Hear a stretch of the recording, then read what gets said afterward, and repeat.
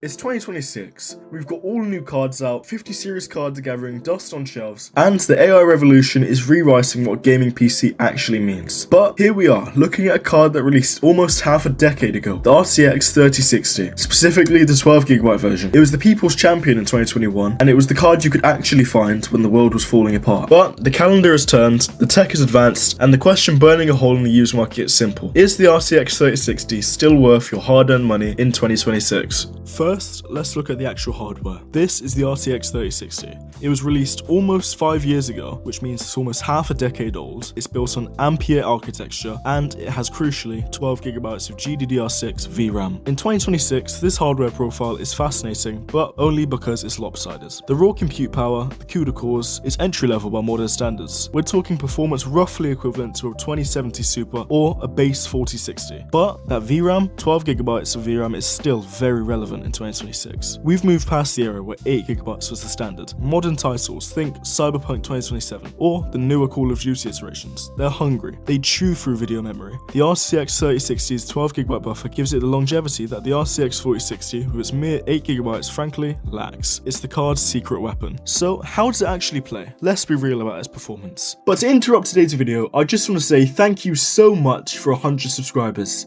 Now hit that subscribe button down below to help me get to 200. But without further ado, let's get back to the video. If you're gaming at 1080p, the RTX 3060 in 2026 is still a beast. It's the set it and forget it resolution. You can run anything on high settings and get a smooth 60 frames per second. For the average adult who hops on for an hour of Apex Legends or Baldur's Gate 3 after work, this card delivers a premium experience without breaking a sweat. But when you move up to 1440p, we start to see the cracks. It's playable, absolutely, but you're making compromises. You'll be toggling shadows down, maybe turning off your ray tracing, and you'll be relying heavily on DLSS. Here's where that 12GB of VRAM saves the day again. At higher resolutions, textures load into memory. If you run out of VRAM, the game stutters. So the RTX 3060 has enough headroom to keep textures crisp, even if the raw frame rate dips compared to a 50 series card. But if you ever try to push 4K, don't. Just don't. Yes, it'll output the signal, but the experience will be like a slideshow. This isn't a 4K optimized card, and pretending like it is setting yourself up for disappointment. But what if you're not a gamer? Maybe you're a creator. This is where the 3060 gets interesting. Because of that generous VRAM buffer, this card is surprisingly competent for video editing. If you want to run Premiere Pro plus Photoshop and any other app you need, 12GB is the minimum entry point. 8GB cards struggle here because they can't actually process what's going through at the speed required. It's also a fantastic secondary card. If you have a dedicated editing workstation with a 5090, but you need a cheap card for a streaming PC or a rendering node, the RTX 3060's efficiency and VRAM make it a professional tool, not just a toy. But now let's talk money, because this is the deciding factor for most of us. In 2026, buying a new RTX 3060 is definitely a bad idea. Retailers might still have old stock, but at prices that compete with the RTX 4060 or AMD's RX 7600, you're paying full retail for new old stock. You're just losing value. The real value is on the used market. By 2026, the 3060 has flooded the secondhand space. We're seeing prices drop into the $150 to $200 range, sometimes even lower. At that price point, the value proposition is immense. You're getting 12GB of VRAM and a solid 1080p performance for the price of a mid-range phone. Compare that to buying a budget card new. A new entry-level GPU might cost $200 to $300 and offer similar raw speed but half the VRAM. If you're on a tight budget, a used 3060 is a financial lifesaver. However, there are a lot of trade-offs you have to accept. The 3060 is built on an older architecture. It draws more power than the 4060 or 5060, it runs hotter, and if you're paying high electricity rates or you have a small form factor case with poor airflow, the 3060 is going to stress your system more than the modern card. Older cards tend to age in the cooling department. If you buy a used 3060, the thermal paste might be dried out, and you might need to repaste it to keep temperatures and fan noise down. It's not a deal breaker, but it's extra work. Nvidia eventually stopped optimizing drivers for older architectures. The 3060 might lose support by 2030. It probably won't, but by 2032,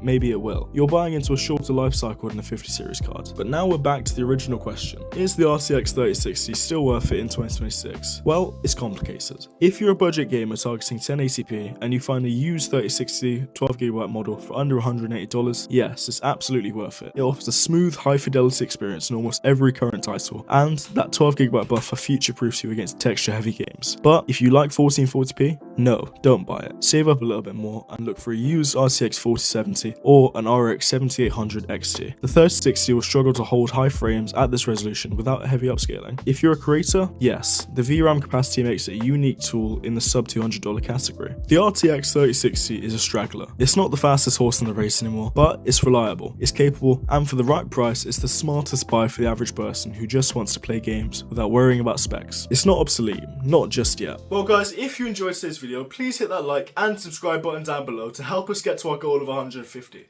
because you guys absolutely smashed our goal of 100. And let me know in the comments down below what you think about the RTX 3060. Is it good? Is it bad? Let me know. But without further ado, I'll catch you in the next one.